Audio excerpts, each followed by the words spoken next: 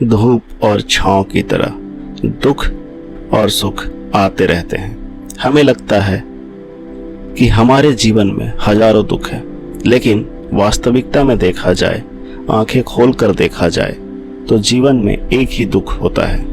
और वो दुख क्या है? इस बुद्ध कहानी के माध्यम से हम समझ जाएंगे कि वो एकमात्र दुख क्या है और उसका समाधान क्या है। इससे पहले आप इस कहानी में खो जाएं, चैनल को सब्सक्राइब कर लें। तो चलिए कहानी शुरू करते हैं। एक बार गौतम बुद्ध के पास एक स्त्री आई और विलाप करने लगी कि सांप काटने से उसके पुत्र की मृत्यु हो गई है। स्त्री अपने इकलौते पुत्र को जीवित कराने के लिए बार बार उनसे विनती कर रही थी। बुद्धदेव ने उससे प्रश्न किया, क्या तुम नहीं जानती कि इस संसार में जो भी जन्म लेता है उसका एक दिन अंत होना निश्चित है?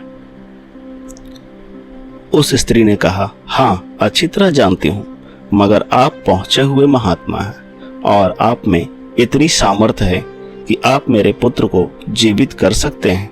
इसलिए मैं आपसे याचना कर रही हूँ। मेरा वह बेटा मेरी इकलौती संतान था। मैं आपसे उसके जीवन की आस लेकर आपके पास आई हूँ, मगर आप मुझे उपदेश दे रहे हैं। यदि आप उसे जीवित नहीं कर सकते तो कृपया साफ साफ बता दें। बुद्धदेव ने जान लिया कि पुत्र वियोग में शोकमग्न इस स्त्री को समझाना कठिन है। उन्होंने कहा, ठीक है, मैं तेरे पुत्र के लिए प्रभु से प्रार्थना करता हूँ, मगर तू इसके लिए किसी घर से राई लेकर आ। लेकिन इस बात का ध्यान रखना कि जिस घर से तू राई लेकर आए उस घर में कभी किसी की मृत्यु नहीं हुई हो। स्त्री के मन में आशा का संचार हुआ। उसने सोचा कि राई तो आसानी से प्राप्त हो जाएगी, लेकिन वह जिस घर में जाती वहां यही जवाब मिलता कि उसके घर में किसी न किसी की मृत्यु अवश्य हुई है। वो बेचारी थक गई, लेकिन किसी भी घर से राई नहीं मिली। उसे इस बात की समझ आ रही थी कि मृत्यु अटल एवं अवश्यम भावी है और उसका सामना किसी न किसी दिन हर एक को करना ही पड़ता है।